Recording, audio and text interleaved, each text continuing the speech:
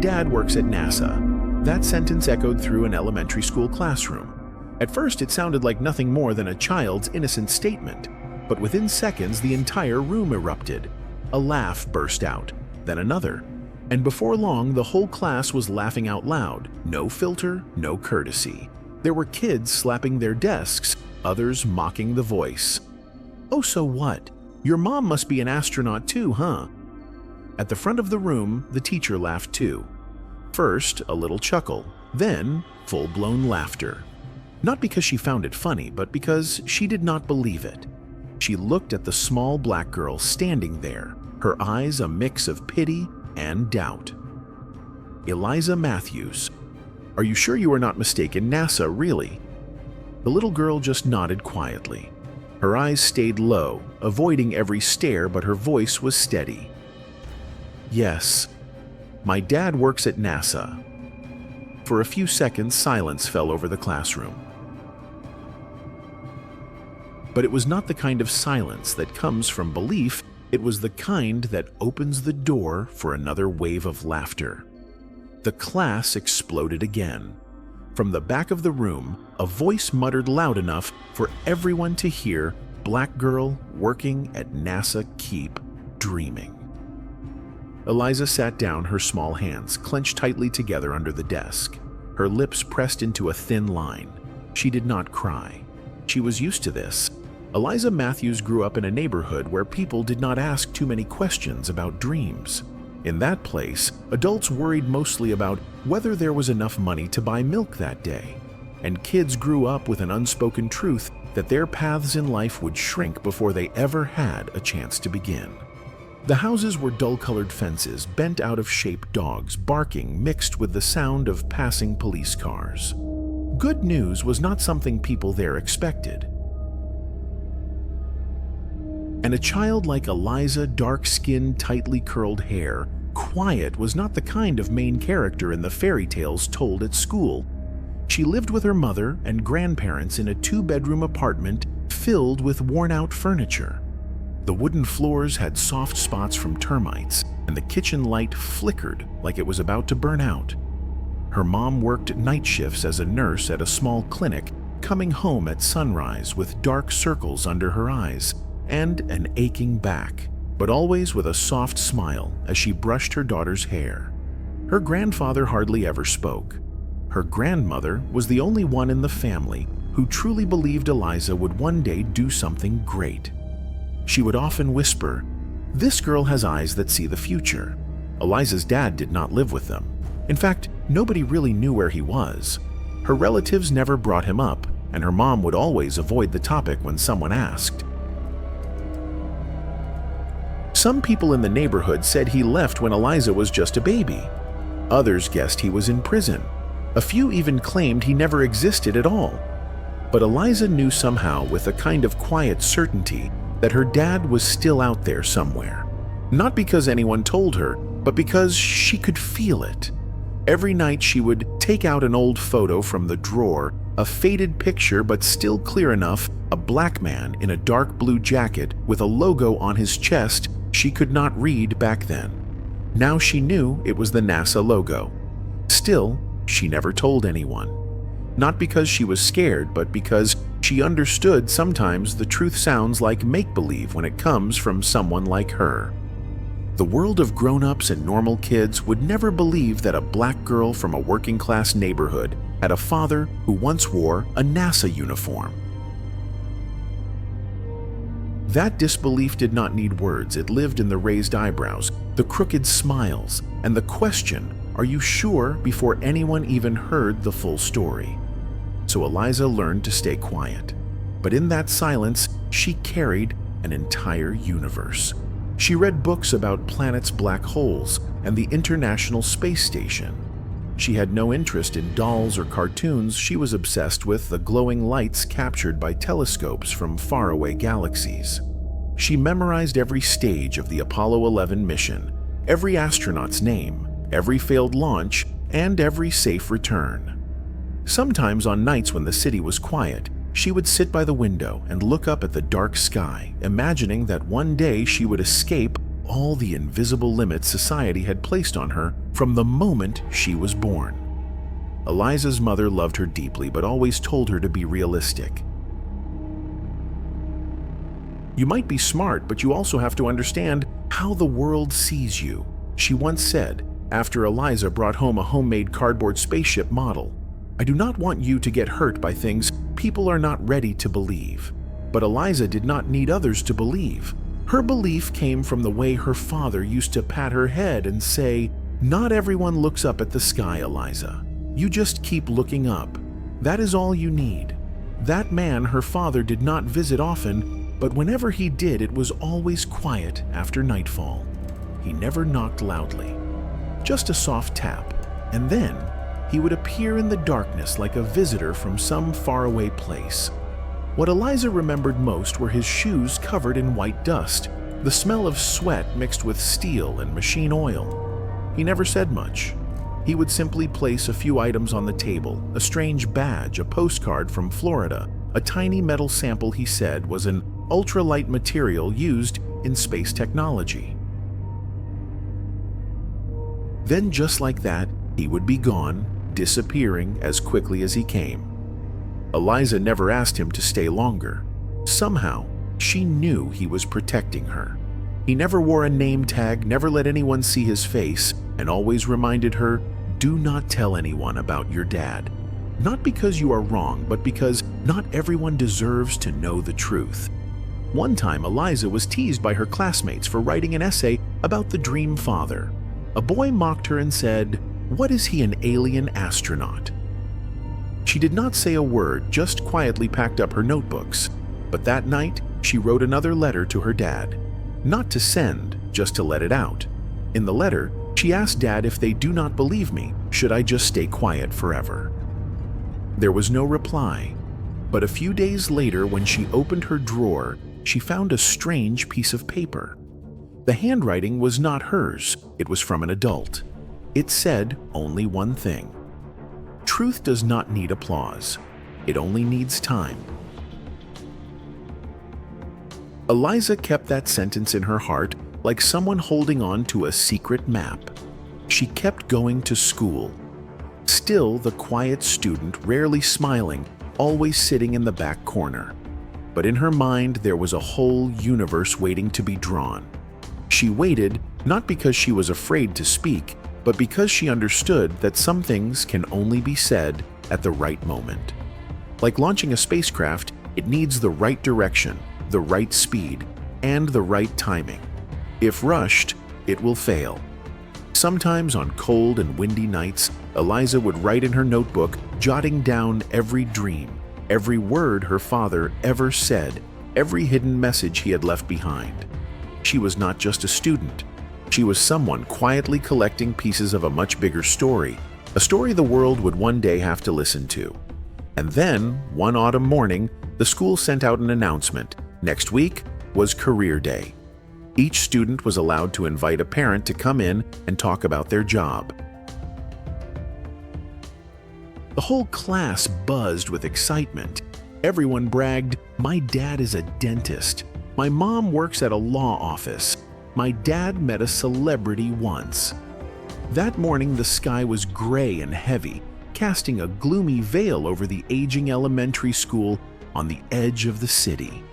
A light drizzle tapped against the classroom windows, like tiny fingers gently knocking on the hearts of children eager for one of the most anticipated days of the year, Career Day. In Class 5A, the energy started early. The teacher had decorated the board with cartoon drawings of different jobs: doctor, engineer, pilot, chef, journalist. Each student had prepared a little introduction about their parents, who would come into the classroom that day to talk about their work and hopefully inspire the next generation. Chairs were arranged in a big U shape, leaving the center open for each parent to perform. Claire, the blonde girl in the front row, brought a giant poster about her mom's career, a famous fashion designer with glittery illustrations and magazine clippings. Braden, the loud kid who loved to brag, said his dad, a lawyer, was bringing copies of legal cases he had won. Mason, the boy with the brown hair, said his mom worked at Apple and might even hand out glowing stickers to the whole class. In the very back of the room, Eliza Matthews sat quietly, all by herself. No poster. Nothing special in her worn-out backpack except for an old notebook with a few messy scribbles. Eliza had not signed her dad up to come. Every year, the teacher would hand out permission slips weeks in advance. And every year, when her mother gently asked, "Do you want to invite your dad this time?" Eliza would just shake her head. Not because she was ashamed, but because she was afraid. Afraid he would not show up. Afraid of the laughter. Afraid of standing alone in front of all those doubtful eyes. Eliza knew exactly what her father did. He was not a made-up figure. He was not a ghost in her family. He was a lead engineer in NASA's Space Engineering Division in Houston, a man who spent his life designing bolt sensor circuits and blueprints that never made the front page. But without him, no mission could launch. Yet, in this classroom, that truth was not so easy to explain.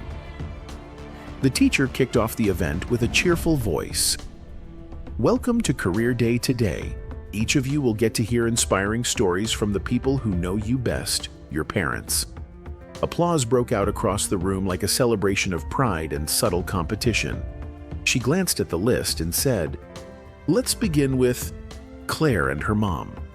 Claire walked up like a star stepping off a magazine cover. Her mom wore a pastel designer dress and brought sample sketches telling stories with elegance and charm. The class oohed and awed, especially when she showed a picture of a famous model wearing one of her gowns. Next came Mason and his mother. She was a software engineer from Apple.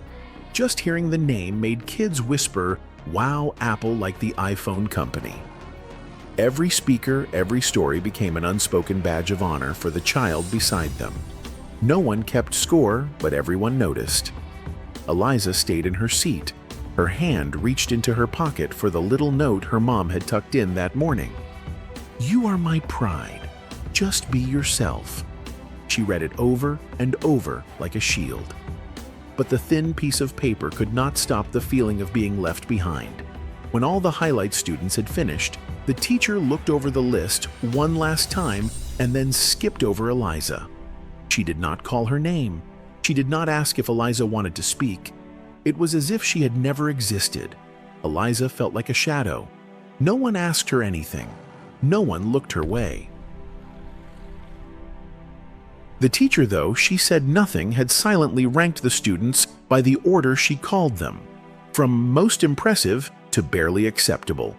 And Eliza had once again been pushed to the bottom. She had thought that if she stayed out of trouble and did well in school, she would be recognized. But no, she was still the last. Still the name left off the list. Outside, the rain kept falling. On the window pane, the drops formed shapes like invisible writing sliding down, like the dreams Eliza had once written about a career day, where her father showed up, walked into class, and talked about the incredible work no one believed in.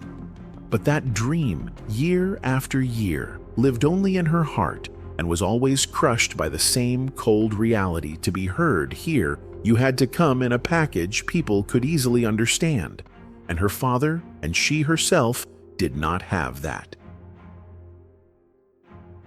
Then, just as another student was sharing how their father had once been invited to the White House, Eliza lowered her head even further. Not out of jealousy, but because a wave of sorrow had risen inside her chest. She knew deep down that if her father walked through that door, everything would change. But he was not here. No one said her name. No one asked her to speak. Only Eliza still sitting there quietly wishing for just one chance to stand in front of the class. Not to prove anything, but just to see someone believe her story was real. The class was almost over. The teacher had already raised her voice to wrap things up, holding the attendance sheet, but never glancing toward Eliza. Her eyes stayed fixed on the clock more than the children waiting to be seen. Eliza stayed seated, hands locked tightly together on her desk, her fingertips turning pale. She did not move, but inside her emotions crashed like tidal waves. Then, in that silence, Braden let out a low chuckle. Not loud enough to get in trouble, but loud enough to hit someone like Eliza right in the chest. He nudged the kid next to him, tilted his head, and said loud enough for all to hear, but with a smirk, "Did Eliza's dad come today? Or is he busy sweeping the floors at NASA?" No one laughed right away, but the way he said it and that little wink made sure the entire class caught the nasty joke. And soon the laughter started, scattered but spreading fast, like sparks in dry grass. One kid grabbed a pen and pretended to sweep. Another bent over and whispered, "I cleaned the space shuttle, sir." The room exploded in laughter, a comedy show at Eliza's expense.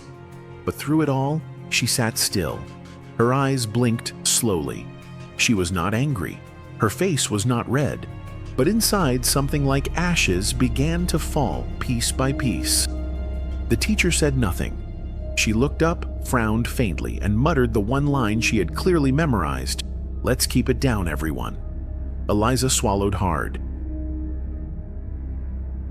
She did not know what made her stand up, only the feeling her legs trembling but locking in place as if some invisible force had lifted her and refused to let her stay seated any longer. "My dad does not sweep floors," Eliza said. Her voice was not loud, but the classroom went silent, dead silent. The laughter vanished as if someone had shut it off. Eliza did not shout. She did not cry. Her eyes stared just above Braden's head, not looking at him, not looking at anyone, but also not looking away. He is the lead space systems engineer at NASA in Houston. Her words dropped into the room like a stone into still water. No one reacted right away. Only a heavy silence. Not the kind that comes from respect, but the kind filled with awkwardness, disbelief, and denial. Braden laughed first, more of a scoff, like he had just heard the worst fairy tale ever. Lead engineer at NASA. Then I must be an astronaut who just flew past Saturn and came back for lunch in the cafeteria. A few more laughs followed, smaller this time, more cautious, but still enough to drown out the truth Eliza had tried to speak. She said nothing else. The teacher remained silent. She glanced at the clock and sighed. "All right, everyone, settle down," she said, not to anyone in particular, not defending anyone, just hoping to get through the class without more drama. No one apologized. No one asked Eliza if it was true. No one cared. Because to them, the word of Eliza, a poor, quiet black girl, was never going to carry more weight than a sarcastic joke from a kid whose parents showed up in white shirts and shiny business cards. Eliza sat back down, her body numb. Not from shame, but from disappointment. She had thought, if she just told the truth, someone would listen. She had thought, if she was brave enough to speak up, the teacher might be surprised, might ask a question. But no, all she got was laughter, skeptical eyes, and silent dismissal. She stared toward the classroom door, her eyes wide, unblinking, as if she just looked long enough, he would finally walk in. No one in the class paid attention anymore. To them, Eliza had already had her moment, a dull, awkward joke during career day. But for Eliza, the battle inside her had just begun. She was still waiting, because if her father showed up, if he truly did, then today all those who had laughed at her would be forced into silence. Eliza sat down slowly as if every joint in her knees were breaking apart. The laughter still lingered around the classroom, not loud anymore, but enough to weigh the air down. Someone nudged their friend with an elbow, nodded toward Eliza, and giggled. But she did not react. She heard nothing. Not because she had gone deaf, but because her mind felt drained and hollow, as if there was no space left inside her for their mockery. Her eyes no longer burned with anger. They were empty, like a dried-up well. Her face was not twisted in sadness, nor tight with rage. It had simply gone cold. So cold it sent a chill through the room, like she had locked her heart in a freezer to stop anyone from touching it again. She turned toward the door. Not a word, not a sigh. But that look, anyone who saw it would know she was waiting. The classroom door remained shut. In fact, it had never once opened for Eliza the entire day. It had only opened for the presentable parents, doctors, lawyers, investors, artists. Everyone had a chance to tell their story. But Eliza, she had not been called. The teacher had glanced at the sign-up sheet, saw the blank beside her name, and silently crossed her out. But no one in the room knew that Eliza had not left it blank because she had no one to write down. On the contrary, she had written. Carefully, proudly, she had written her father's name, each letter pressed with care, afraid to get it wrong. She had written his job title, his workplace, the Space Center in Houston. And when the words National Aeronautics and Space Administration appeared bold and clear across the white page, Eliza had frozen. Her eyes lingered on those 3 letters, NASA. She stared at them for so long she forgot to breathe. And then a question slipped into her mind, like a thin but sharp cut. If I hand in this paper, will anyone believe me? And she understood, very clearly, they would not. No one would believe that a skinny black girl living with her mom and never once seen with her father at school events had a dad who was a lead engineer at NASA. To them, that sounded laughable. Eliza folded the paper, small just enough to fit into her palm. She did not rip it. She was not angry. She simply folded it like a precious secret. Then she slipped it into the chest pocket of her shirt. She carried it all day, not as a wish for magic, but as a reminder to herself what she knew was real. No matter how hard they laughed, no matter how often they rejected her, no matter if the whole world turned its back, one thing would never change the truth. But then, the thing she feared most actually happened. Braden let out a loud laugh in the middle of class, the kind of laugh that says, "I caught you in a lie." Claire turned away, pretending not to be involved. The other faces in the room were a mix of suspicion and delight, like they were watching a cheap play unfold. And the cruelest part was the teacher, the one adult in the room, the one who should have protected her. But she said nothing. She stood and watched as if what had just happened was too small to care about. Or worse, as if Eliza was not worth defending.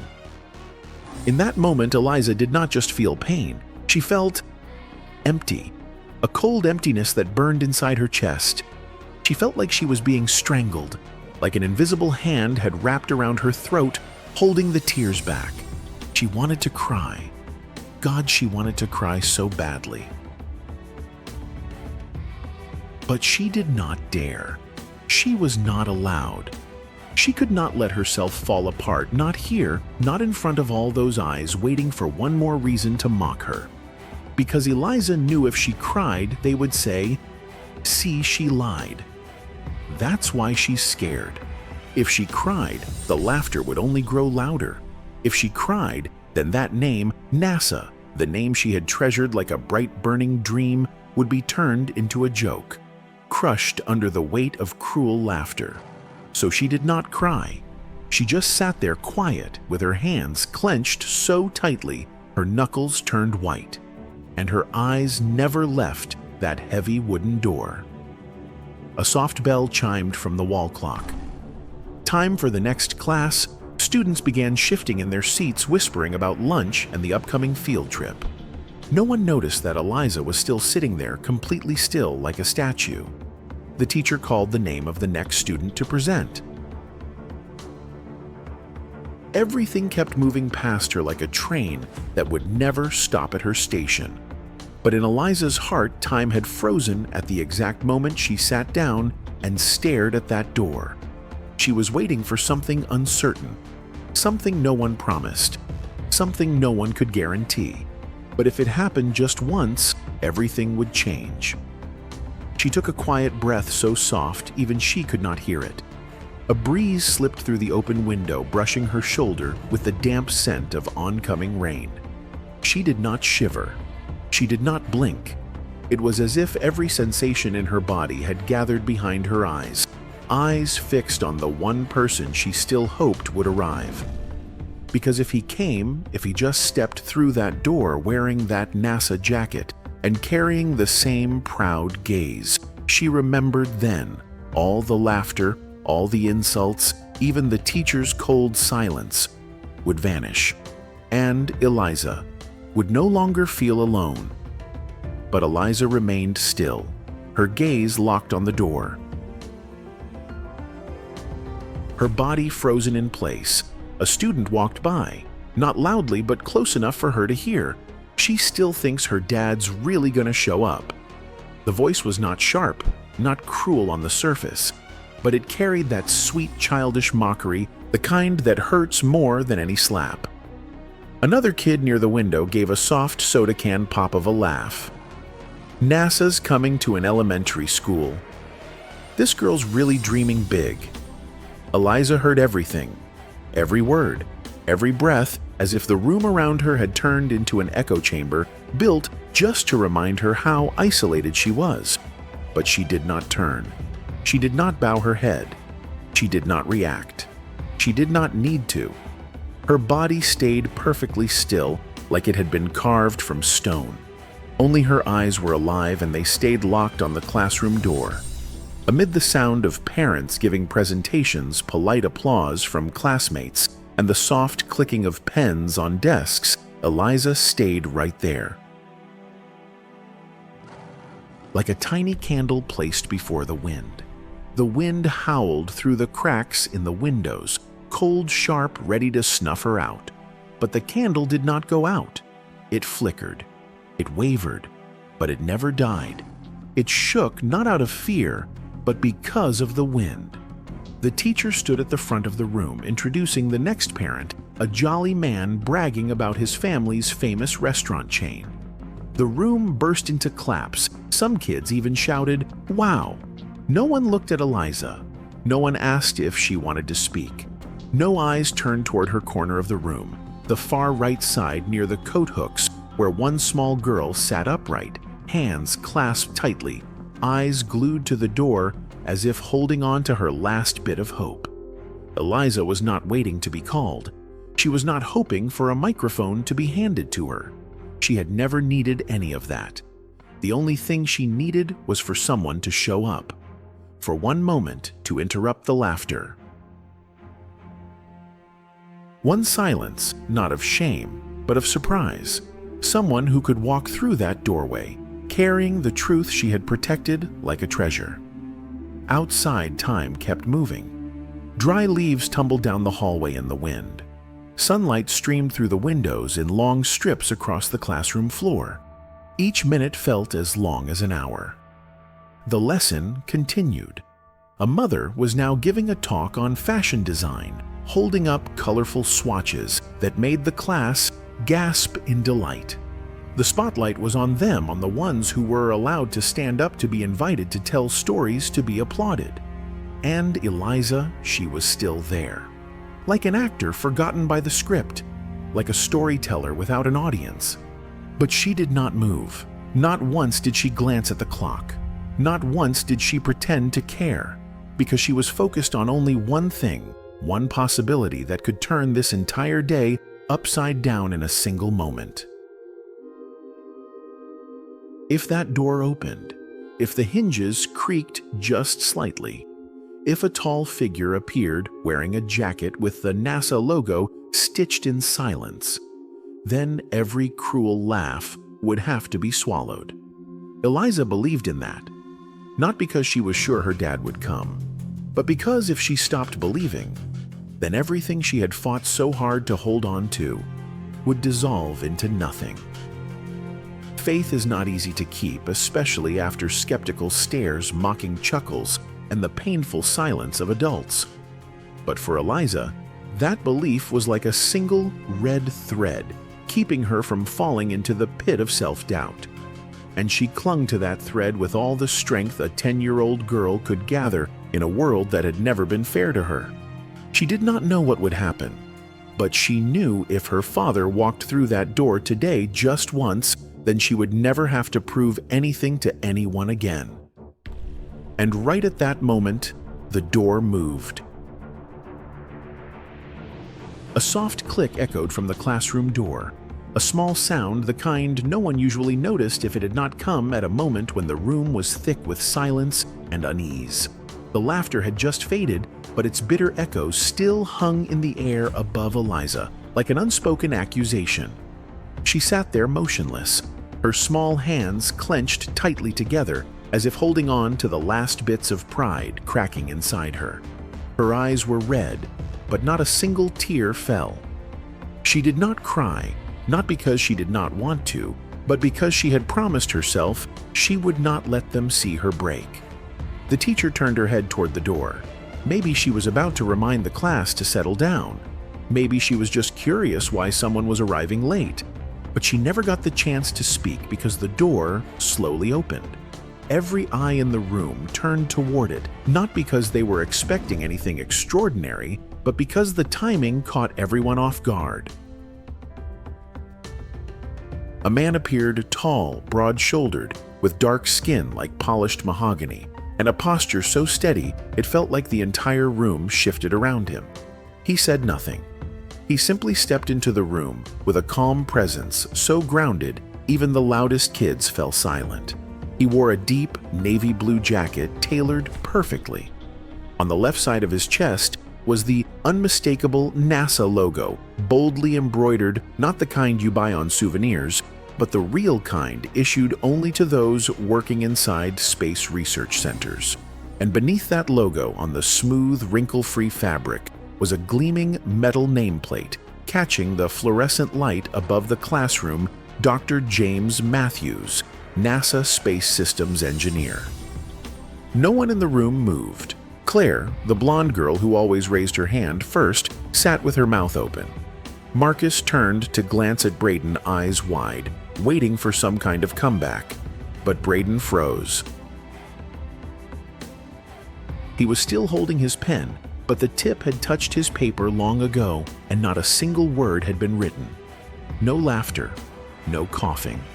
Just the ticking hand of the wall clock, as if time itself had paused to watch. The teacher stood frozen. Her mouth moved, but no words came out. It was as though she was trying to connect the dots, Eliza's words just moments ago, the name on the badge, and every assumption she had silently carried with her all morning. Dr. Matthews stepped fully into the classroom. His footsteps were not loud, but each one landed like a distant drumbeat inside every student's chest. Something had just shattered, not a sound, but pride, doubt, and long-held prejudice. He did not need to say a word. He did not need the nameplate. He did not need a business card. His presence, tall, composed, commanding, was enough to make the room feel suddenly too small, crowded with guilt. The air turned cold, not out of fear, but from the shock spreading through the room like ripples on water. The same faces that had smirked and whispered now froze like they had been slapped awake in the middle of a dream. They were not looking into his eyes. They were looking into themselves. The teacher remained motionless, her expression uncertain, her hand tightening as if to hide the late bloom of shame. This was once a classroom full of laughter. Now, all that remained was the sound of shallow breaths and eyes looking anywhere but forward. And then Eliza stood up. No one told her to. No one asked her to speak. But she stood slowly, deliberately, as if every movement was supported by something stronger than words, the truth. Her cheeks still held the trace of drying tears, but her eyes no longer trembled. She did not lower her head. She did not sit in silence like before. She turned to face the class, took one deep breath, and looked directly at every face that had once mocked her, not with bitterness, but with a calm that made everyone else feel ashamed. And then Eliza spoke. Just 4 words. Soft, but enough to shake the entire room. "This is my dad." No one breathed, no one blinked. Her words did not sound like a declaration. They sounded like a sentence, gentle yet sharp, kind yet unyielding. Those 5 words tore down the curtain of judgment, ripped off the mask of arrogance, and shone a light into the hollow corners of a classroom that had once thought it understood a person's worth based on job status and skin color. The children sat there stunned. Braden, the one who had laughed the loudest, now stared at his desk, ears burning red. Claire, the girl who bragged about her nutritionist mother, gripped the edge of her shirt to hide her trembling hands. Even Marcus, who once proudly shared that his dad had been to the White House, could not bring himself to look up. Dr. Matthews said nothing. He walked to his daughter's side, paused as if checking to make sure she was okay. He nodded politely to the teacher, a gesture full of dignity but just sharp enough to make her flinch. Then he rested a hand gently on Eliza's shoulder. Not a hug, not a show, just a touch warm and steady enough for Eliza to know she no longer had to fight alone. "Good morning, class," he said. His voice was deep, calm, warm. He did not raise it yet. It filled the room. It was not the tone of someone trying to impress. It was the voice of someone who knew the weight of every word. "I am a little late," he continued with the same quiet steadiness, "because I just finished a remote meeting with the Kennedy Space Center laboratory." It was like a knife had sliced through the tension in the room. Heads turned. Whispers began, quiet, wide-eyed. But no one laughed. No one sneered. Just a quiet awe, like a door had opened to another world, where the Kennedy Space Center was not just a name in a textbook, but a place that one student's father casually called the conference room. Mr. Matthews unzipped the canvas bag slung over his shoulder and pulled out a thin tablet. The screen lit up, casting a soft glow over his deep-set eyes and the faint lines around them. "I only have a few slides to share. It will not take long," he said. His tone was calm, conversational, not a lecture, not a defense. He was here to share, not to prove. A quick student switched on the projector. Faint light spread across the wall above the chalkboard, the same board that had just witnessed a quiet battle of prejudice and courage. The first slide appeared. It was a vivid image of the International Space Station, floating against the deep black of space, with stars scattered like curious eyes of children from another galaxy. Someone in the room swallowed audibly. The class held its breath. Every day he began my team and I monitor hundreds of sensors inside and outside the spacecraft. He tapped the screen, scrolling through data charts and diagrams. Temperature, pressure, speed, energy, vibration, static charge. Every measurement must be exact. Just one small mistake can cause a billion-dollar mission to fail. No one shifted in their seats. Not because they were afraid of the teacher, but because the air had changed. It was respectful, focused. Still, this was no longer an ordinary classroom period. It had become a historical moment where truth was no longer questioned, because it was now visible, undeniable, and standing right in front of them. The second slide appeared, a photo of a team of NASA engineers leaning over a spacecraft prototype. In the center, one man pointing to a blueprint face, serious eyes locked in concentration. No caption was needed. Everyone knew it was Dr. Matthews. "This is my team," he said. This photo was taken 2 weeks ago during a test of the new navigation module for Orion, the spacecraft that will take humans back to the moon next year. Claire, the blonde girl in the front row, instinctively sat up straighter. Her eyes widened, unblinking. Marcus, the one proud of his dad's trip to the White House, muttered under his breath, "No way." This time, no one laughed at her.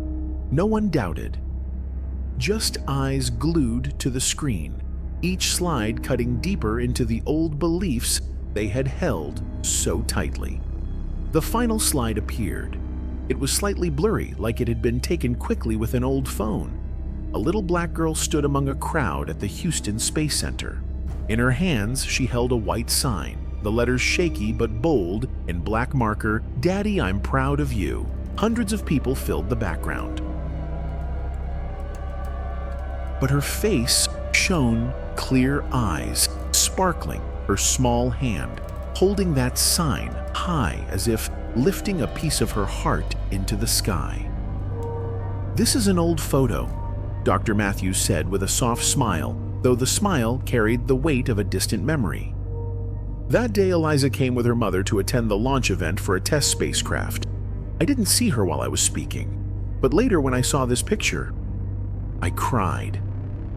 The entire class fell silent, as if time itself had stopped. The children stared at the screen, no longer with skepticism, no longer whispering. They did not know what to do with the tightness rising in their chests. Something gentle yet piercing had just torn through the layer of indifference and childish innocence that once covered them. "You know." He paused, his eyes no longer on the screen but directly on the students before him. "I never thought I would one day have to stand in my daughter's classroom just to prove who I am."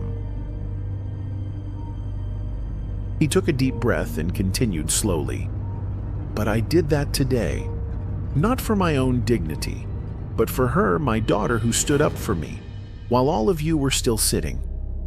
Eliza turned away, afraid someone might see the sparkle in her eyes, but one tear still managed to escape down her cheek. She did not sob, she just breathed deeply and clenched her fists. Mr. Matthews placed a hand on her back. He did not squeeze or push. It was just a gentle touch, as if to say, "I'm here." He looked around the room again. There was no anger in his eyes, no resentment either.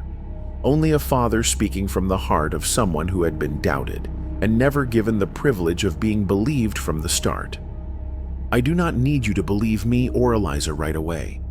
I know the world does not work like that. But I just hope that when someone tells the truth, you do not laugh, because the truth does not always need a spotlight. Sometimes it just needs not to be crushed." No one spoke. No one dared to, not out of fear, but because his words were simply too real. The teacher still stood there, one hand over her chest, as if trying to keep her heart steady. She nodded softly, as if finally understanding something she had never found in any teacher's manual her whole career. The bell rang, a dry mechanical sound that echoed like a reminder from an old, outdated world. No one moved. A few students glanced at Eliza, not with pity, but with the kind of look you give when you realize you have just seen a star rise in broad daylight. Eliza stood beside her father. Her face showed no sense of triumph, no air of superiority. Just a deep, quiet relief, as if a heavy stone had finally been lifted from her heart after years of silent burden. Dr. Matthews closed his tablet, then bowed his head low in respectful thanks to the class, even though he owed them no thanks at all. He turned to the teacher and said softly, "Thank you for letting me speak." Eliza turned to face the class. Her eyes met each of theirs. No one held her gaze for long. She gave a slight nod, not of anger, not of blame. Then she turned to her father and took his hand. The two walked out of the room. They did not rush, but each step echoed down the hallway with quiet strength, as if from that moment on, the world could no longer push them back. When the door closed behind them, no one said a word. But something had shifted inside every child, every adult, quietly, permanently. A week after career day, the hallways of the school were once again filled with footsteps and laughter. Posters for the chess club, the basketball team, and the gardening group clung to the walls as if nothing had ever happened. Everything seemed to return to normal, but inside classroom 5B, the place where cruel laughter once rang out, where judgmental looks and adult silence once loomed heavy, something had changed. No one called Eliza Nass a liar anymore. That mocking nickname had vanished like it had never existed. There were no more sideways glances, no more half whispers when Eliza walked into class. No one apologized. No one publicly admitted they had been wrong. But change did not need an announcement because the truth had taken physical form. It had walked into the classroom wearing a badge that read, NASA Space Systems Engineer, and eyes that had once been questioned. No one could deny it after that day. And no one dared to twist the truth again, because truth, once mocked, had passed through them like a quiet reckoning. On a Thursday morning, that seemed just like any other, while the class was preparing to split into groups for a project on the solar system and space technology. The teacher, the one who once stood silent while Eliza suffered, looked up and called her name. No small talk, no awkward lead-in. "Eliza," she said, her voice softer than usual. "I heard you are really good at building mini spacecraft models. Would you be willing to present one and explain its structure and purpose to the class?" The class turned to look at her. The question did not sound like a simple invitation. It felt like a gesture of redemption, a delayed but sincere recognition. Eliza looked at the teacher. For a brief second, surprise flickered in her eyes, but she did not hesitate. She stood slowly but firmly, as if she had been waiting for this moment for a long time. Not to get revenge, but to be seen, not with pity, but with fairness. In her hands was a small model made from recycled plastic milk cartons, copper wire, miniature solar panels, and pieces of cardboard carefully cut and assembled into mock cargo units. It was not flashy, it was not polished, but it was precise and detailed like a real blueprint. She did not need paper. She did not need to check her notes. Eliza began to speak slowly, clearly, with a voice unexpectedly calm and steady. It was not the voice of a child reciting facts. It was the voice of someone who had heard her father explain elliptical orbits, gravitational forces, and how navigation modules must stay stable in zero gravity hundreds of times. "This spacecraft is designed to survive in a vacuum," Eliza said, pointing to a small component. "This system controls temperature, because in space there is nothing to hold in heat from the sun. If not adjusted properly, temperatures can drop to -328 degrees Fahrenheit or about -200 degrees Celsius, or rise above 392 degrees Fahrenheit, which is about 200 degrees Celsius." The class was silent, not the polite kind of silence, the kind that comes when people are fully drawn into something real, something they had once dismissed and now could not look away from. Eliza continued explaining the sensor systems, how the spacecraft received signals from Earth about the delay in data transmission, and the risks of how one wrong number could compromise an entire mission. Every word she spoke was not just knowledge, it was conviction, a quiet reverence for the science they once laughed at simply because of who she was, where she came from, and what her father looked like. Claire, the girl who used to sit up front, was still watching the model, her eyes wide. Marcus had put down his pen for the first time and was not writing. Even Braden, the boy who once laughed the loudest, now sat with his head bowed over a blank notebook, as if trying to find himself again after playing the wrong role for too long. When Eliza finished, there was no thunderous applause, no cheering, but every face in the room had changed. Something had softened, something had opened, and the teacher, for the first time that day, smiled, not because the lesson was over, but because she had just seen a student rise above fear and shine as her truest self. Braden, the one who had started it all, sat quietly at the back of the room, chewing on his pen, unable to write a single word. His once restless eyes now lowered, avoiding even the light. Claire, the blonde girl who had gasped when the man in the NASA jacket entered the room, was quietly taking notes, not just to keep up, but to understand. Marcus, the kid who usually cared only about basketball and goofing off, raised his hand, curiosity lighting up his face. "How does a spaceship stay in position if there are no tracks like a train?" he asked. The question made the room shift slightly, not because it was silly, but because it was honest. Eliza smiled, a soft smile just enough to smooth over the scars of past days. With thrusters, she said, not as a teacher, but as someone sharing something real. They're small engines. They work like little hands, gently nudging the spacecraft to keep it on track in orbit. You don't always have to push hard. Sometimes just a tiny adjustment is enough, like finding balance in space. The class did not clap, but everyone went quiet. Something had changed. Not just in the way they saw Eliza, but in the way they began to look at themselves. The class ended. The bell rang, but no one rushed out. As the students began to slowly leave, a white girl with strawberry blonde hair, the one who used to sit in the front row, walked up to Eliza. No one told her to. No one pushed her forward. She just came fiddling with her backpack strap, hesitating for a moment. Then, very softly, she said, "I'm sorry." Her voice was so low it almost got swallowed up by the noise from the schoolyard.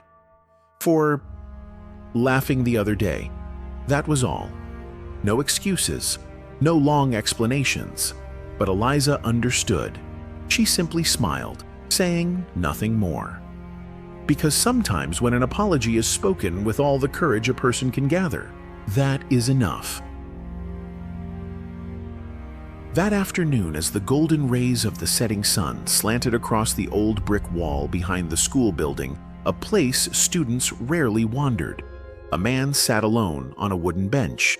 No one paid him any attention.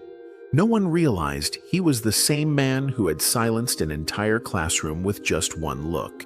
He was no longer wearing the NASA jacket, just a plain white shirt with the sleeves rolled up, slightly worn leather shoes, and a steaming paper cup of coffee in hand. James Matthews today was no longer a twist in the plot. He was simply a father watching his daughter from afar in a moment so peaceful it felt almost sacred. In one corner of the schoolyard, Eliza sat among a small group of classmates. In her hands was a meteorite model made from modeling clay, a plastic core, and a few bits of recycled metal. Not to show off, not for a contest. She was guiding her friends through how to build it. Her voice was steady, her eyes focused, her hands gentle. She no longer feared being wrong. She no longer needed to shout to be heard. She was being heard naturally, the way it should have been from the very beginning.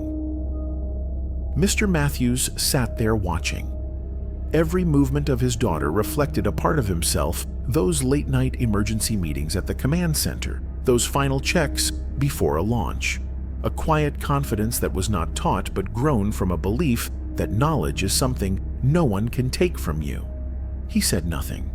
He just watched and smiled, not out of pride, but because he knew his daughter no longer needed pain to earn her place. A few sparrows hopped along the wooden fence. The sky glowed golden, and sunlight landed gently on Eliza's hair, making it shimmer like strands of fine silver thread. In that moment, time seemed to pause. No prejudice, no ridicule. Just a father watching his daughter live in truth and no longer needing to hide. James Matthews rested his hand on his knee, his eyes fixed on Eliza. Then he bowed his head slightly, as if whispering to himself or to someone high above the clouds. We do not need the world to believe us, as long as we know what we are doing and who we are doing it for. That year's end-of-school ceremony took place on a sunny morning. Flags waved, plastic chairs lined up neatly beneath the big tree. It was a day filled with formality and excitement as students looked forward to summer. Applause followed each performance. But when the segment stories that inspired us began, the crowd fell noticeably quiet. A large light-emitting diode screen lit up. A video played, no flashy effects, no dramatic music. Just a curly-haired girl standing in front of her class, holding a small satellite model. Her voice calm and clear. Data from the International Space Station helps us monitor climate change, detect natural disasters, early track wildfires, and support humanitarian missions. It was not from Career Day. It was from a later presentation, one where Eliza was invited by her teacher to speak. She did not use notes. Her eyes stayed steady. Her words came out strong and sure. She spoke like someone who knew the world. She was describing a world she had long listened to, but was rarely allowed to speak about. Parents began to shift in their seats. Some exchanged glances. Some leaned forward. Not everyone knew the full story, but Eliza's voice made them stop and listen. As the video ended and applause rose, school leaders nodded in approval. Eliza's teacher, who once stayed silent during her pain, wiped her glasses. Maybe from dust, or maybe not. Eliza bowed her head, not from shyness, but because she knew she did not need more applause. She did not need to prove who was right or wrong. She had the truth, and for her, that was enough. The screen slowly faded to black. The sounds quieted. No more clapping. No more projector hum. Only the final images remained slow, reflective, like a film that did not want to end too soon. Eliza, in her simple school uniform, stood among a crowd of friends. Her face beamed, not because she had just been praised, but because, at last, she had seen herself reflected in the eyes of those who once turned away. Behind her, in the far corner of the schoolyard, stood the silhouette of her father. He did not walk up. He just stood there, quietly watching. His eyes, deep like the night sky, seemed to carry the weight of an entire universe. And then words appeared, white on black, quiet, but sharp like an arrow, straight to the heart. The world often believes only when you have proof, but self-worth sometimes only needs a child to stand up and say, "My dad works at NASA," and it can shake a classroom of prejudice and an entire generation. How many children have been doubted simply because of things adults could not or refused to understand? Children like Eliza, who carry a truth that is beautiful and worthy of pride, but are mocked and questioned because they do not speak with the right accent, wear the right clothes, or were not born with a believable skin color. How many fathers and mothers have chosen to step back, to stay silent, because they knew in a world where names must come with white badges, every achievement, every contribution made by people of color must work twice as hard just to be seen. This society does not lack brilliance, but sadly, it lacks belief. It lacks the patience to truly listen when a child speaks their truth. It lacks the kindness not to laugh just because that truth does not match the picture people are used to imposing. What we fail to realize is this: those laughs, those dismissive stares, are the very things that kill dreams before they have even begun to form. A child should not have to prove where their father works just to be believed. A father should not have to wear a NASA badge and walk into a classroom for his child to be recognized as honest. But this is the world we live in, where even the truth must wear a clean uniform just to be heard. It is time for the stories that were buried to be told, not for revenge, not to accuse, but to awaken. To awaken how we listen to others. To awaken how we judge in seconds based on appearances. And to awaken to this truth that an entire generation cannot grow up believing they must wear medals to have value. Because sometimes all the world needs to start changing is one brave child standing tall amid laughter and saying, "My dad works at NASA." If this story caught in your throat, if you were once Eliza, or if you have known someone like her, please share this video, not to go viral, but to become a gentle reminder that belief, self-worth, and truth deserve to be respected no matter who speaks them. Leave a comment below if you have ever been dismissed because of where you came from, the color of your skin, or for something others just could not understand. because your story might be the courage someone else out there is waiting for. And if you believe in a world where every child deserves to be heard, hit the like button, subscribe, and turn on notifications so you never miss another powerful, heart-opening story like this one. You are not just a viewer. You are a companion. Together we can rewrite the things that were once laughed at with belief, with truth, and with compassion.